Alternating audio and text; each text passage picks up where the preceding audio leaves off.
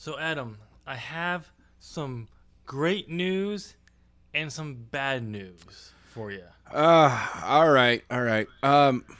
So, Normally I like to have you pull the band-aid right off and give me that bad news right away. But what's the good news? well, the good news is I am the new predictions champion. No, that's the bad news. Oh no, the good news is the bad news. It's just good news for me and bad news for you. It's always bad news for me. But yeah, look, it's not my fault, man. It's not my fault at all. Really? Nope, nope. I actually compiled a list of people that these are the people that and the specific reason why they let me down and I went on this path. First of all, the internet, you know who you are. You gave me bad advice. Okay, Kevin Owens because he's a knucklehead. Adam Page, well, because he's not a real Adam. I'm feeling let down by that. Matt Hardy for creating the multiverse. Kenny Omega's current losing streak. That's just crazy. Walter, well, He's not even the company. yeah, whatever. These things happen. Walter for getting pinned by by McIntyre. Adam Cole for not being a real Adam. Xavier Woods because he's injured right now, and Roman Reigns. Look, Roman, you know what you did, and you know how you let me down. I'm not mad. I'm disappointed. I'm disappointed in you. Wow, Adam. Way to pull a Seth Rollins.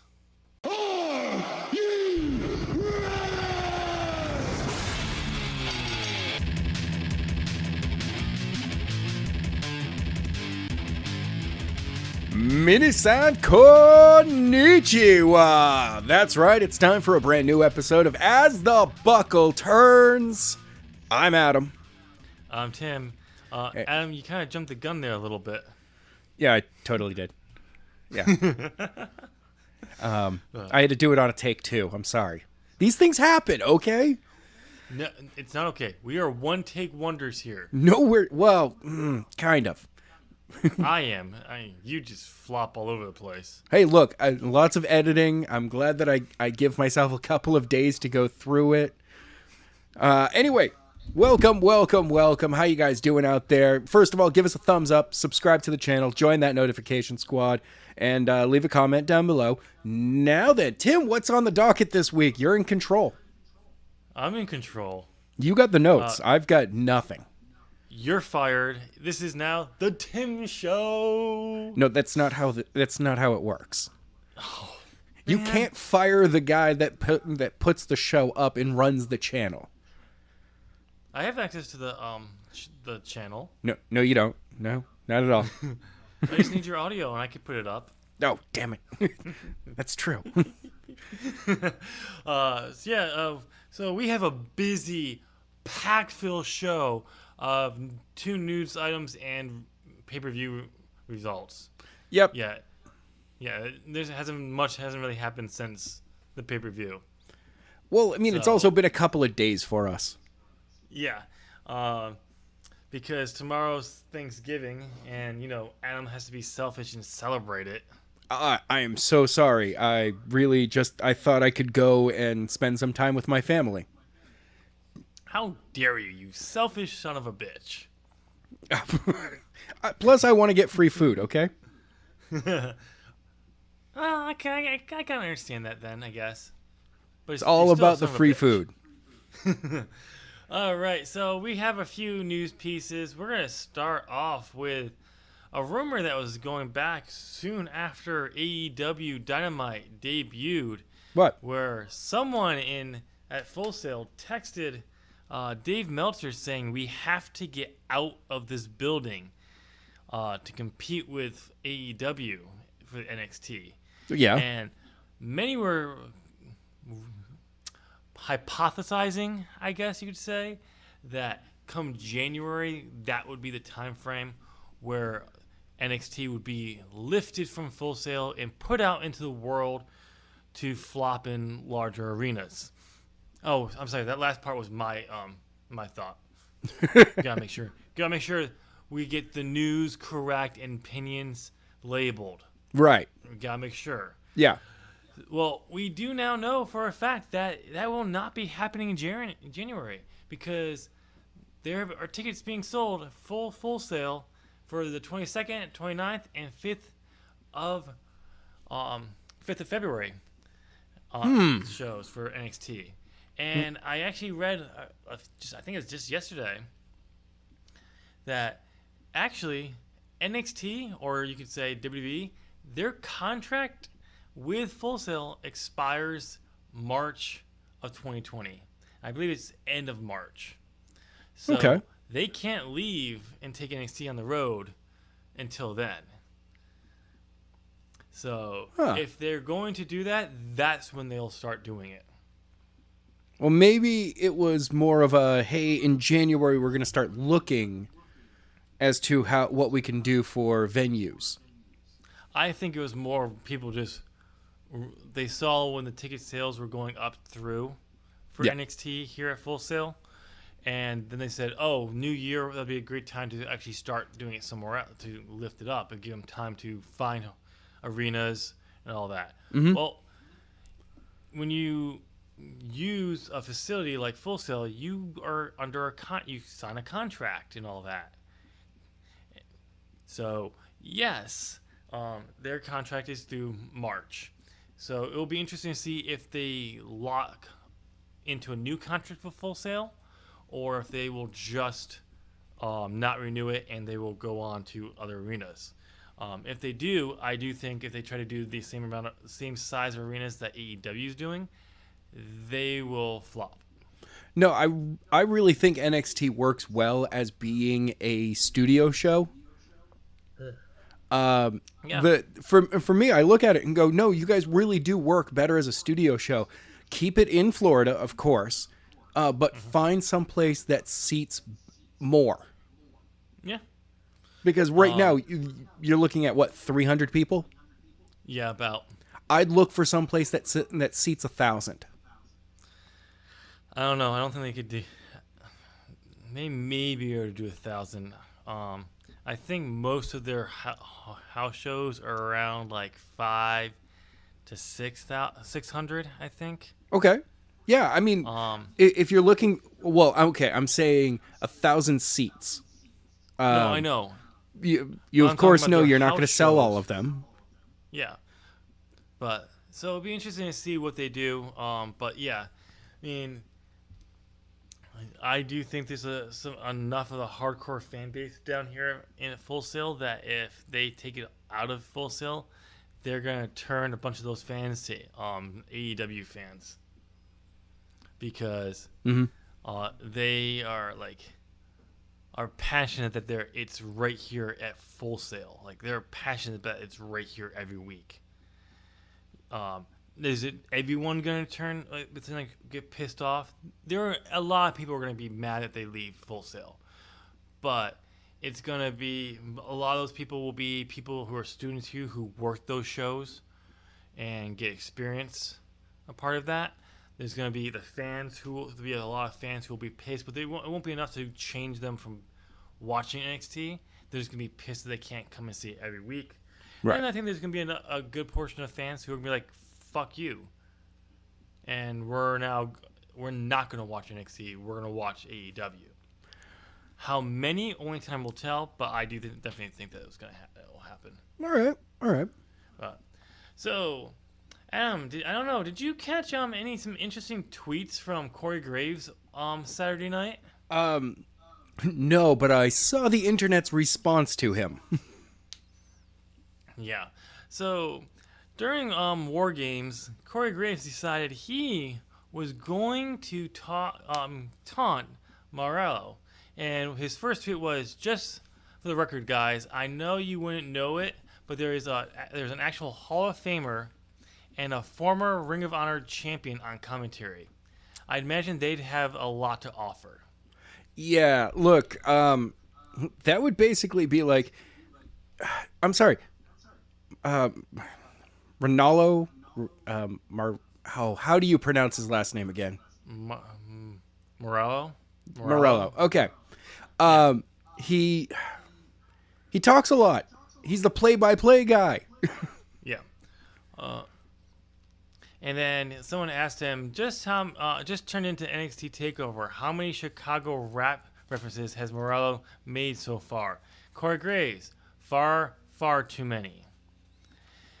And then when people started chastising him for his comments, did Corey Graves decide to apologize for it? Oh, hell no. Nope. He just kept going on, like saying he was completely fine. He eventually did apologize during his podcast, like 4 days too late.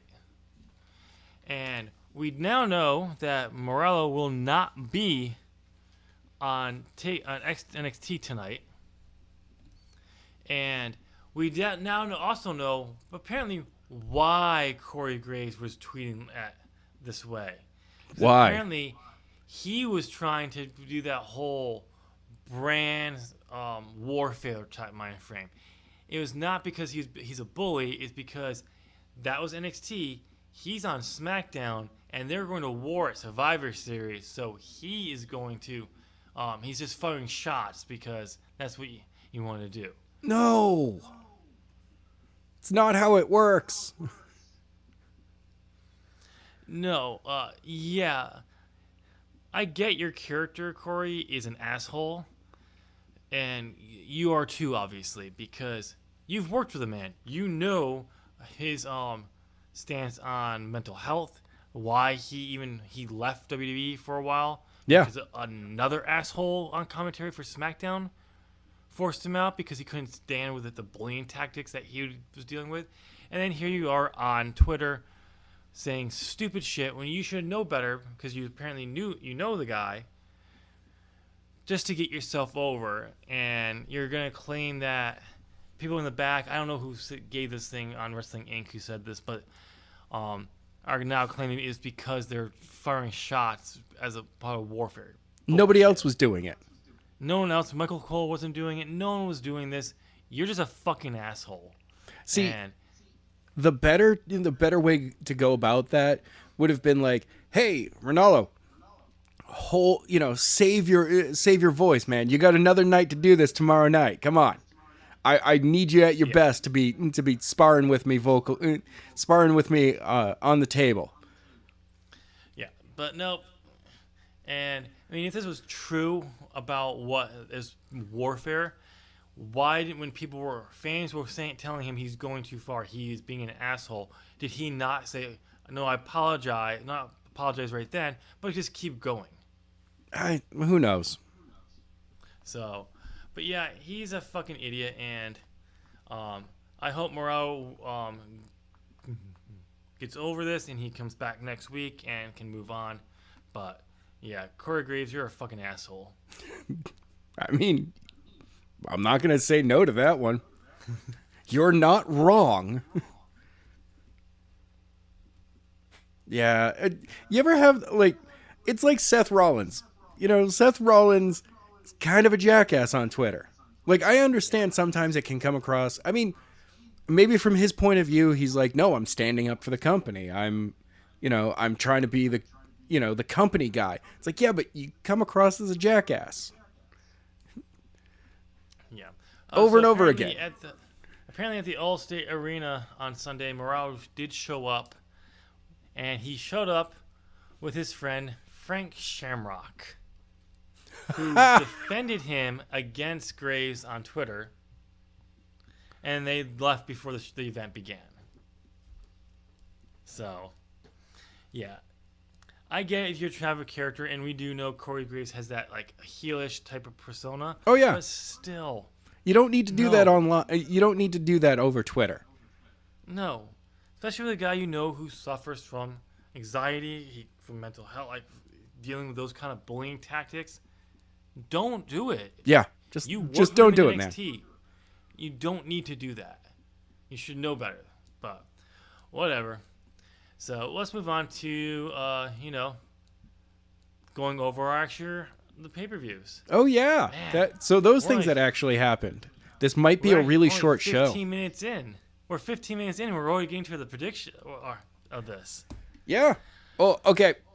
This is gonna be this might actually be a really short show. I'm gonna be honest. Yeah. Have not watched either show yet. I watched one show, and the only show that really matters. I went away for the weekend, and I am. Yeah, I didn't get home until like 7 o'clock Sunday, Yeah. and I was just like, "Yep." After a 3-hour drive, I need to crash.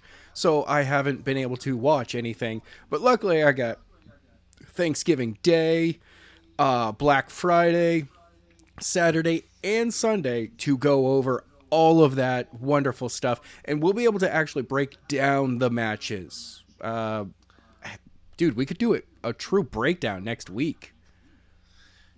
You can. I Okay. can't.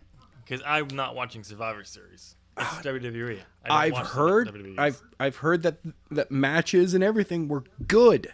Like surprisingly like people were like, this could actually build to something crazy at WrestleMania. Good. I don't care because it's one pay-per-view.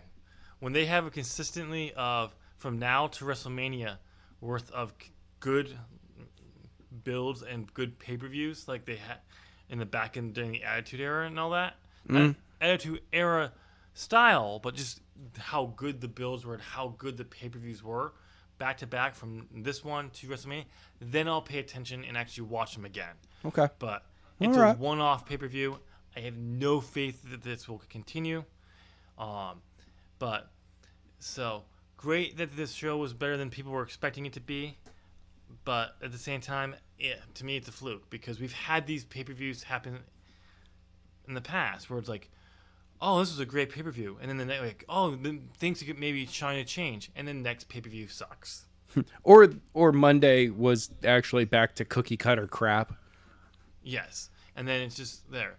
So I don't have any faith because we get this too much with WWE. We get all this shit. Finally, for some reason, they do something good. They manage to Vince manages not to fuck it up for, I don't know, a pay-per-view cycle. Maybe he keeps it going decent enough for a second pay-per-view. But after that, he gets bored, doesn't care, or he just like, this is not what I want to do, so fuck it. We're going back to the old stuff. Yeah, that's I true. don't give a fuck if it's the fans like it. So I have no faith in the company as long as Vince is under it. But if we get back to back, all the way through WrestleMania, good builds, then I'll give it a shot again. Okay. I'm not paying for bothering to watch it. NXT, I know it's going to be worth my 3 hours Yes. to watch. So, but we'll go through the Survivor Series card really quickly because none of us have watched it, and just comment on the decisions. Honestly, like right away, that pre-show, yeah, let's just jump right into this. A 10-team interbrand tag team battle royale. Okay. Yep. I'm interested in watching how this goes down. Just because this is not something you typically would see from WWE at all. It was just another attempt by WWE to get as many people on the card as they possibly can.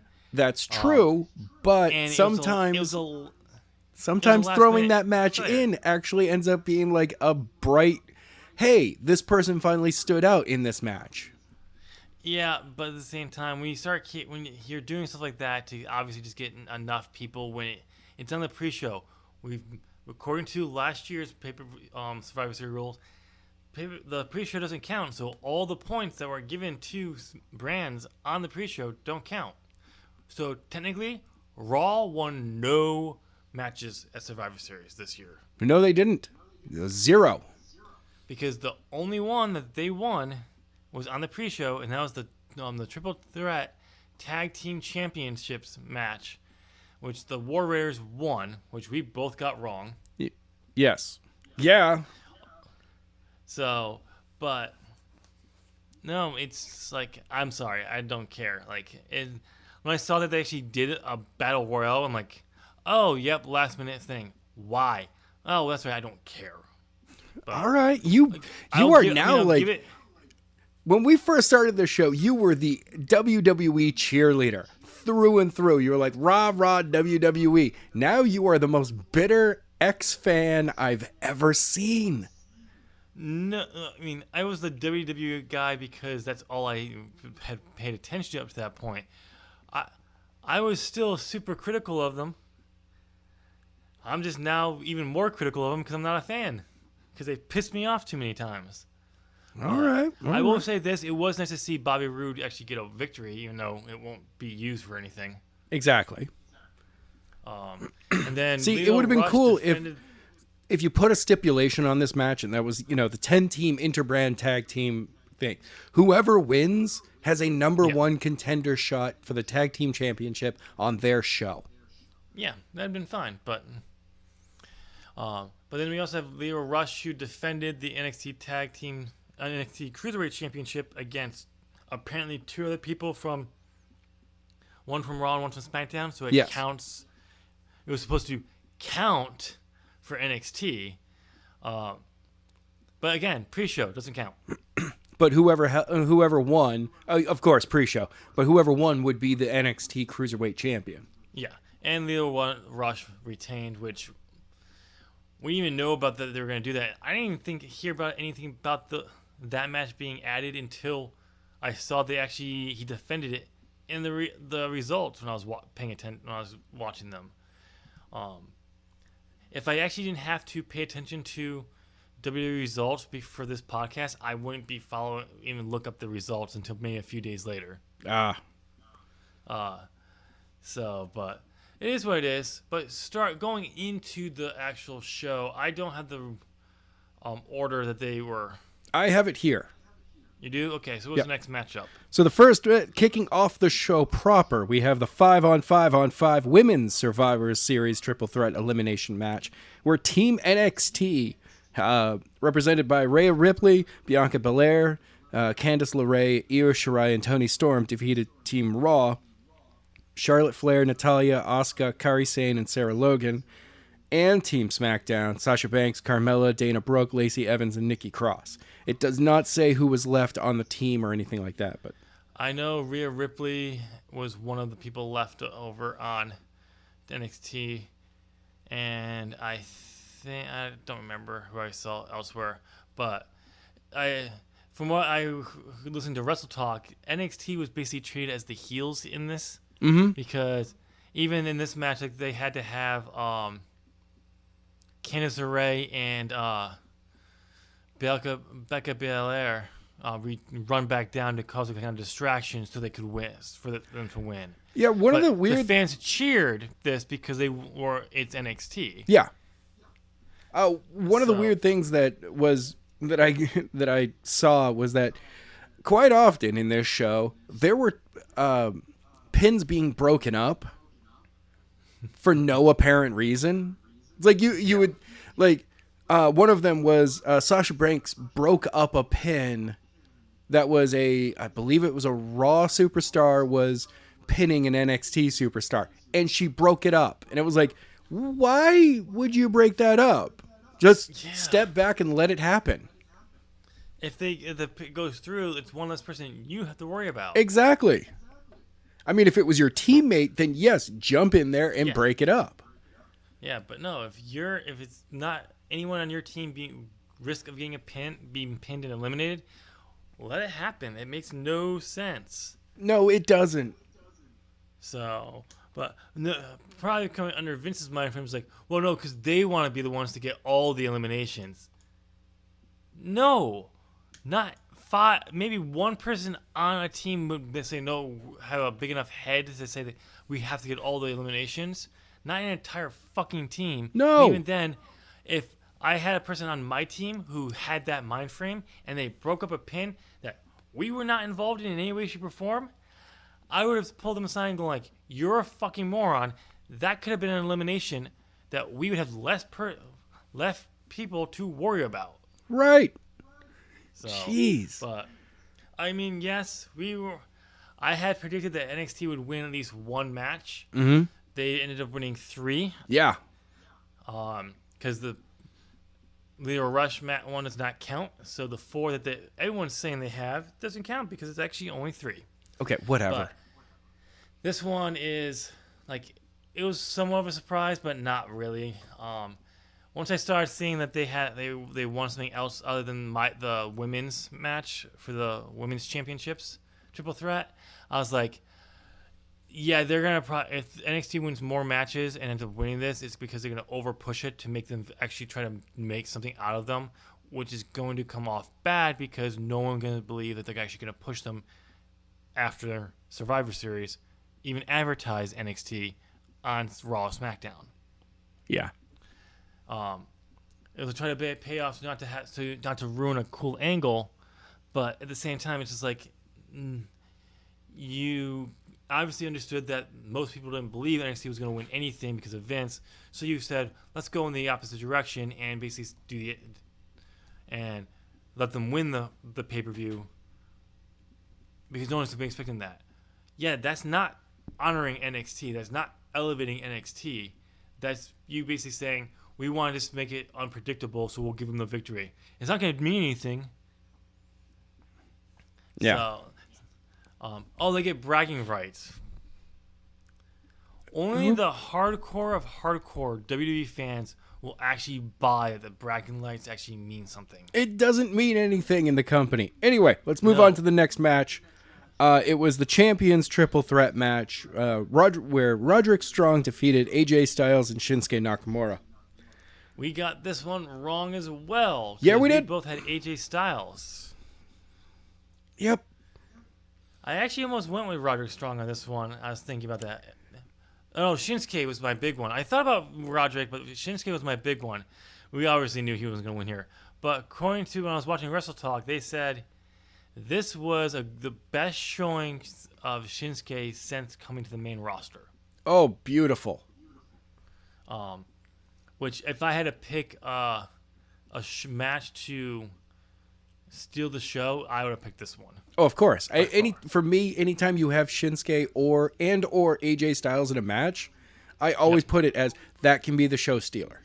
It's like Shawn Michaels in a match. You're like, it could be the show stealer, or we're already predicting that this is going to be the best match. Yeah. So this is another surprise win there, but of course in this they had Roderick steal AJ's pinfall by throwing him out after he hit the phenomenal forearm. Ironically, here, this matchup is what Vince McMahon hates with a burning passion. You mean the false finishes? No, an all-heel match. Yes, but these are heels. All 3 guys that fans really enjoy for different reasons. But their characters in storylines for all 3 brands are heels. That's true. And That's true. What Vince hates. Same with baby faces, but he's willing to do a baby face versus baby face more. But he absolutely just refuses to do a heel versus heel. I don't know why. But it goes to show you that like what you can do when you actually that the fans will pay attention and actually enjoy a heel versus heel matchup. Yeah. Something Triple H understands this, but all right, what's the next matchup? We got the singles match for the WWE Universal Championship, where The Fiend, Bray Wyatt, defeats Daniel Bryan under red lights. By the way, can we get rid of the red lights or use them way less? I don't know why Vince is determined to have The Fiend wrestle on a red light. It is dumb. It didn't work for Kane because you can't see shit. It casts so much shadow, and then it's just red and black. And if they're in the ring, you can mostly see them. If they go to ringside, you lose everything. Yeah, I don't get why Vince says we have to have this fucking red light on, especially since The Fiend now is holding a blue championship belt. Yeah, which contradicts. No, I understand though. Blue brand. Remember at WrestleMania when he faced off against Randy Orton? When he did the bridge, and the ground went all to maggots. If the Yep. Fiend does the bridge, cut to the red light. No. I mean, Use I it get what as you're talking something about. that you're like, oh crap. As a fan, you're like, holy crap. And that's is a signal from the Fiend that this is the show finish. And you slowly build somebody up to finally kick out of that. And the lights go back to normal. And you're like, oh, someone finally kicked out on the Fiend. That's cool. Yeah, no, just get rid of the red light altogether. It Oh, just okay. would be I better. mean, that too. But if you're going to do, if Vince is determined to use it, do something similar to that. But I just say get rid of it altogether because it's just dumb. I mean, the easy choice is just to get rid of it. Yeah. But we did get this one right. If anyone believed Daniel was gonna win this one, they were an idiot.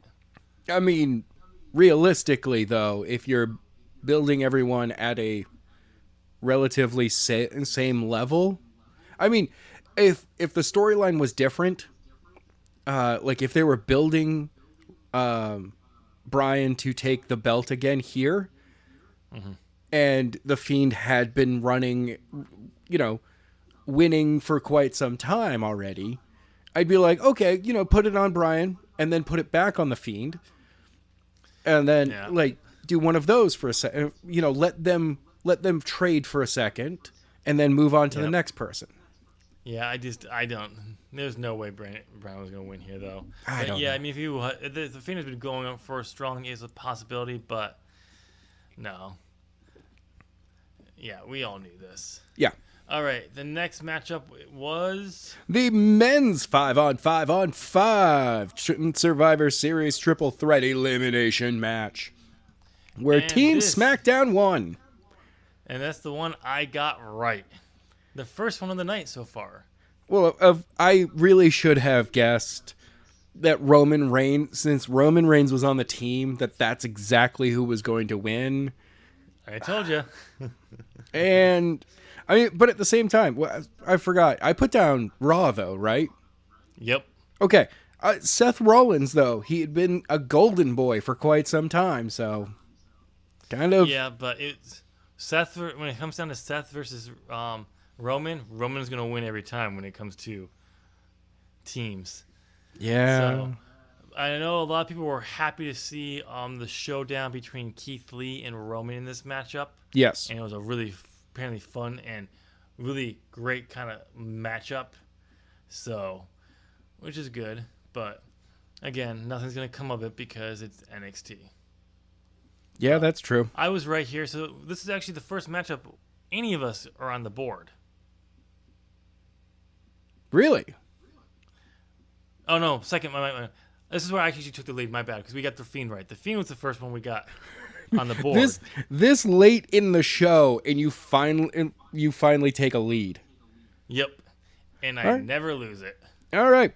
Next up is the no holds barred match for the WWE Championship, where Brock Lesnar defeated Rey Mysterio and Rey Mysterio's son Yeah.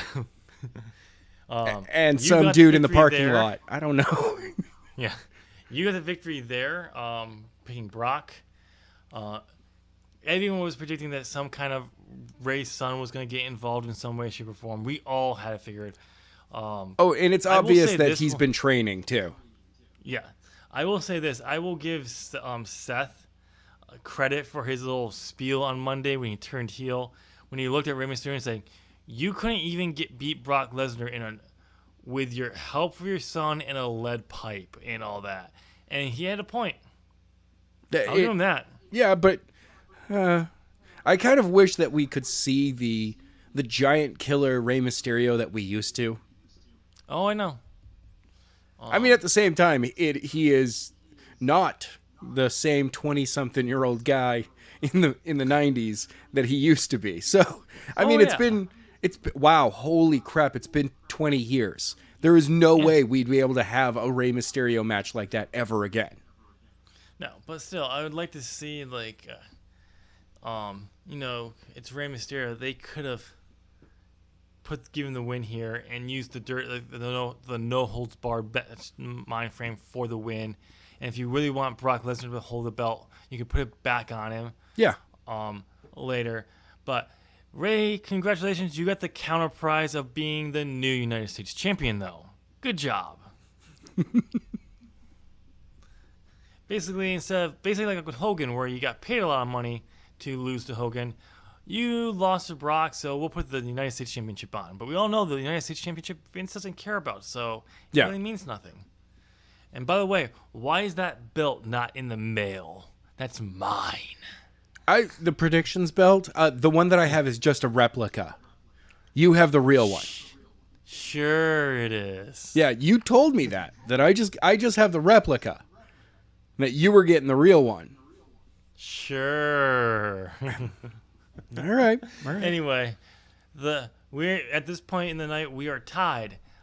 Well, we Yes. may be tied for the lead. I have not lost the lead. Right. So, the next matchup is, I believe it's Adam Cole versus Pete Dunne. Oh, sorry. I skipped that match. That was just before The Fiend and Daniel Bryan. Adam Cole defeating Pete Dunne. So, first off, then because you skipped over, that was when we got on the board with the win. Yeah. Then. And then we remained tied at The Fiend. I took the advantage with SmackDown. You tied it up with Brock Lesnar.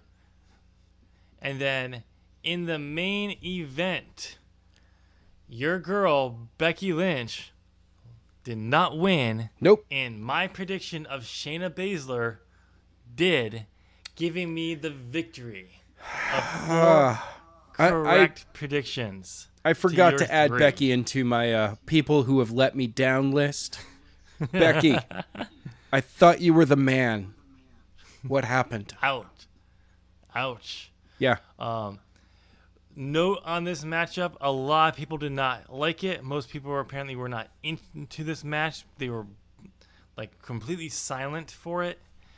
What happens when you put this match on after 2 exciting matches, apparently, Exactly. according to Wrestle Talk.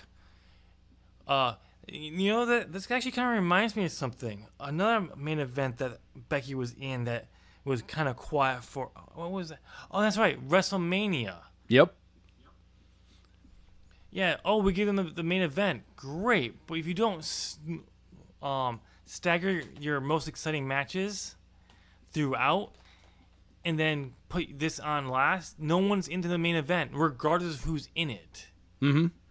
And even apparently the rumor is Vince wasn't even happy with this. Oh.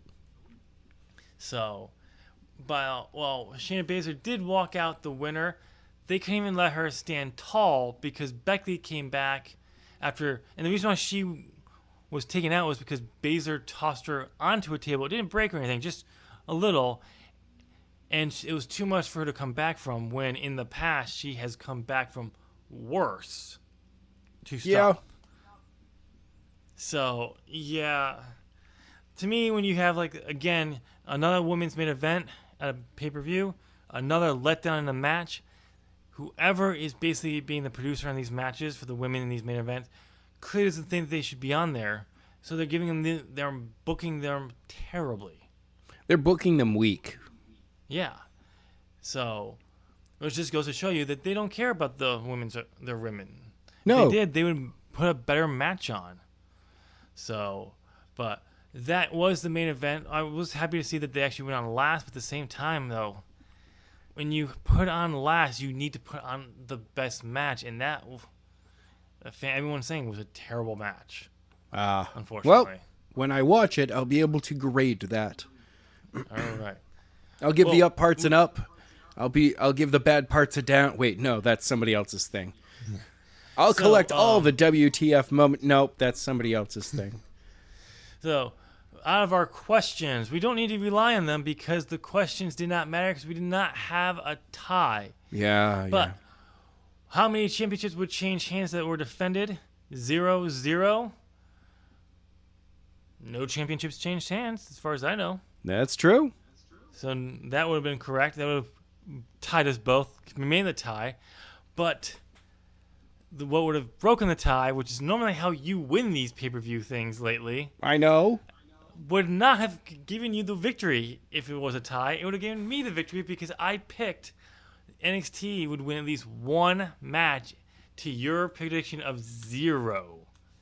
0. Yeah, I said, look, I felt that if Vince was the one really booking this show, NXT would be like ECW was when there was when there was 3 brands at a Survivor Series.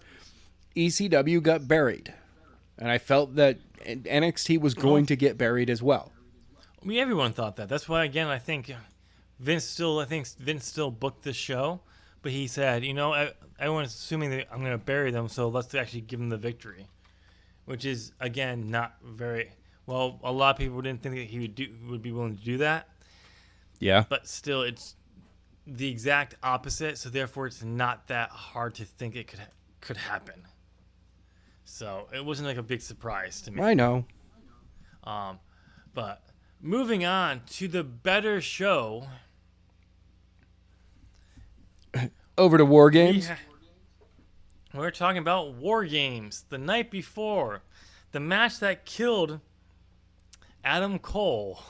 Who should have been dead, and therefore Pete Dunne received the championship. He was just all he had to do was show up.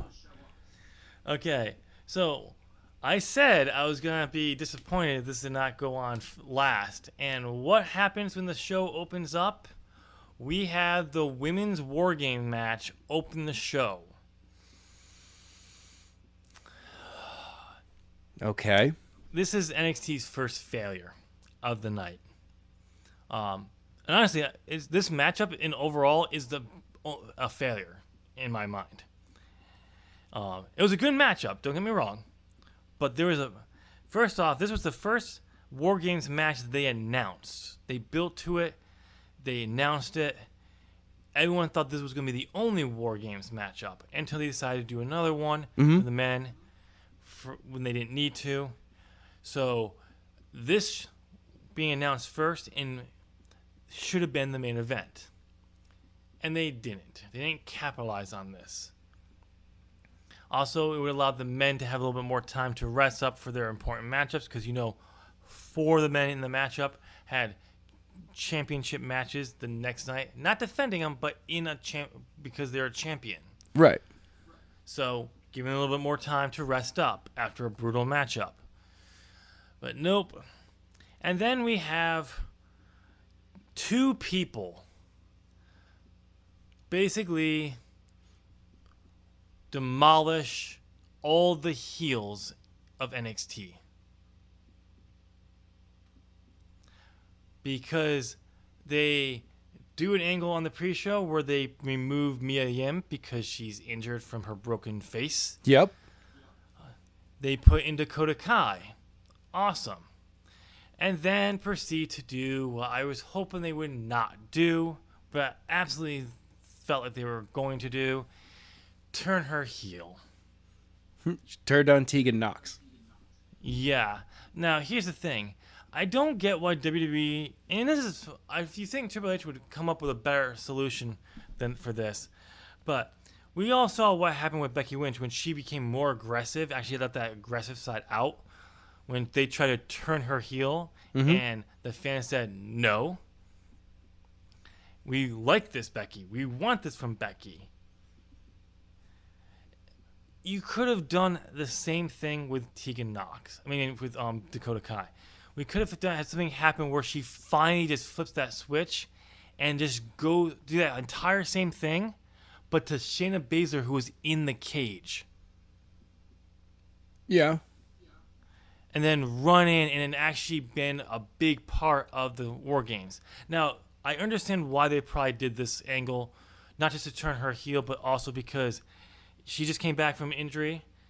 Tegan Nox just came back from injury, 2 major injuries, because when she came back the first time, she basically tore the injury, did the same thing and worse to her other knee. Right. So I can understand not wanting to put these 2 in such a hardcore matchup so close after returning, because they want to make sure they're healthy and can go through. So I can understand that, but at the same time, to eliminate 2 members of the baby faces, let the heels have 2 extra members because of this, and then have the baby faces go over, showing that they are with the number advantage, they could not get it done. Basically hurting all of them involved. Yes. Shayna looked weak as hell. Io Shirai, they've been keeping pretty strong as well, looked weak. Kaylee Ray, who's over there, I'm assuming they're keeping her strong over in NXT UK, looked bad. I'm trying to think who the fourth person was. Bianca Belair. Bianca Belair, who they've been trying to build back up since they beat her, ended her undefeated streak, looked bad. And here's the funny thing: I don't make sense that they actually could get they actually had these women like disagreeing and arguing with each other, and that maybe led to the baby faces coming out. No, the baby faces came back on their own, and Rhea Ripley giving the riptide to Baszler through a table to get the win without needing an extra person. I'm sorry. You just ruined your heels. Why should we take any of them seriously now? You have to build them all back up greatly. So, well, I was happy to see Rhea come off as very strong in this matchup, but you did it at the expense of 4 other women. And if you want to really make a case, you could say from 6 other women, because they had to take Tegan Nox and Dakota Kai out of the match to do it, hurting them. So, yeah, as the match was definitely good, but when they did that and they said the match has officially been started, and you had 2 people, I'm like, I've said to myself, the heels better win, because if they don't, they're gonna look absolutely horrible. And what happens? And, well, this is the one that gave me the victory. Yeah. Because we agreed on everything else for TakeOver, thus allowing me to get more victories than you over 2 shows to become the new predictions champion. It was kind of a letdown knowing I already won the show. Yeah, whatever. So, it was still an enjoyable show, but it still was just like, I wanted to see if we were right on how close we would actually get, if we would all get all of them right, and then go into that one saying who's going to get the final victory. Nope, we already knew because it didn't matter. But yeah. But then we had. Do you have the order of this show? I do. Hold on a second. Okay, because I don't remember after this, other than the final War Games match. There we go. All right. We've got this. The show kicks off in the pre-show with Angel Garza defeating Isaiah Swerve Scott. Okay. We didn't know about that matchup, so we didn't predict that. But officially kicking off the card, we have Team Ripley, represented by Rhea Ripley, Candice LeRae, Tegan Nox, and Dakota Kai. They defeated Team Baszler, represented by Shayna Baszler, and Bianca Belair, Io Shirai, and Kaylee Ray. And yeah, you just went over the whole what went down. And yep. then what was the match after that? The second match of the card was Pete Dunne defeating Damian Priest, Punishment Martinez, for those of you who are Ring of Honor fans, and Killian Dane. Yeah, we predicted this matchup. We got that one right. Yeah. Pete Dunne was the only really well-known enough guy to actually put in that matchup at a major pay-per-view as Survivor Series. Mm-hmm. When Killian Dane was up on the main roster, part of Sanity, that was never used. Nope. Vince isn't going to let that guy come in and be in a championship match, no matter how much he's been improved by going back to NXT. Exactly. So then Damian Priest is just still too new. Yeah. Then we have Finn Balor versus Matt Riddle. Finn Balor defeating Matt Riddle. Yep, this was a good match. This was a great matchup. It was back and forth. Riddle got some great shots in, but Finn just went to show you can't beat the Prince. Ooh. And winning with a 1916 DDT. He did go for the coup de grace, but missed it and came back with the 1916 DDT for the win. This was a good matchup. It would have been better if it was Johnny Gargano like it was supposed to be. Unfortunately, it was not because of injury, but it was still a good showing for both in this. And Riddle wasn't hurt by the loss because Finn Balor is such a legend in NXT. I actually forgot that he still holds the record for the longest reign as NXT champion. Yes, he does. So it just goes to show like the loss doesn't hurt Riddle because of it, which is good. And then we have the Undisputed Era losing to Team Ciampa in the men's war game of the main event. That war games was wow. It was intense. And then Adam Cole died in the final spot of the night. Okay, was it like last year's spot where honestly, I really feel that Adam Cole put him like his life on the line in last year's final spot in War Games. Yeah, when he, it was. What was it? It was from the top. They jumped off the top of the cage, him and Gargano last year through tables. Yep, the same kind of thing here. Kind of the same spot this year? Kind of. 4 tables off the top. It was a different in a sense, but at the same time, it was an off the top spot. So yes. Okay. And yes, there was the "please don't die" chants, which I always appreciate because yes, we love these giant spots, but at the same time, we don't want them to die. Don't die, guys. Don't die. Don't die. It was insane. The reaction that Kevin Owens got when he came out as the 4th member was huge. I like the fact that Kevin Owens came out as the 4th member. Yep. It was a good payoff to like when Triple H was trying to get Kevin Owens to come back to NXT, and then Undisputed Era attacking him, saying we don't need him. So it was a nice little payoff on that. So it was a good matchup. I definitely think this could have been first and go with the women. Though if they ended the women's the way they ended it, it would not have been a good finish for the end. It would further bury the heels. So I understand that, but at the same time, the women should have gone off first, on last, and had a different finish. At least put a third person, bring someone else out to fill at least so it's a third one well into the match. Let the heels really have that dominant feel like they can't lose, and then bring a third person who's completely fresh out to help the babyfaces get the victory, to come back and stand a chance. And you can still do the whole they just outnumber. They just come back and number, and it wouldn't hurt the heels as much. But I was thought it was a good show. But to me, that the women going on first and that finish by burying the heels, it just ruined that. It hurt the overall pay-per-view for me. So, and I don't necessarily agree with Undisputed Era losing. Yes, I get because they were building up Ciampa and Cole, so they wanted him to get the victories to help lead into that. You could not give the Undisputed Era the win and still built Tommaso up for it in a different way, but it is what it is. Yeah. No big deal. So overall, it was a good one. When we get to our questions, yes, what were they, and how did I do?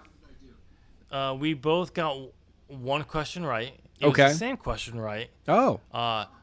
The first question was that we both got wrong was who will be the final person on Team Ciampa? You said Walter, who if he was your person in the crowd would have gotten you it, but we didn't need it because we didn't have a tie, so we wouldn't have done anything for you. And then I had Johnny Morrison or Johnny in NXT. Yeah. Johnny Next.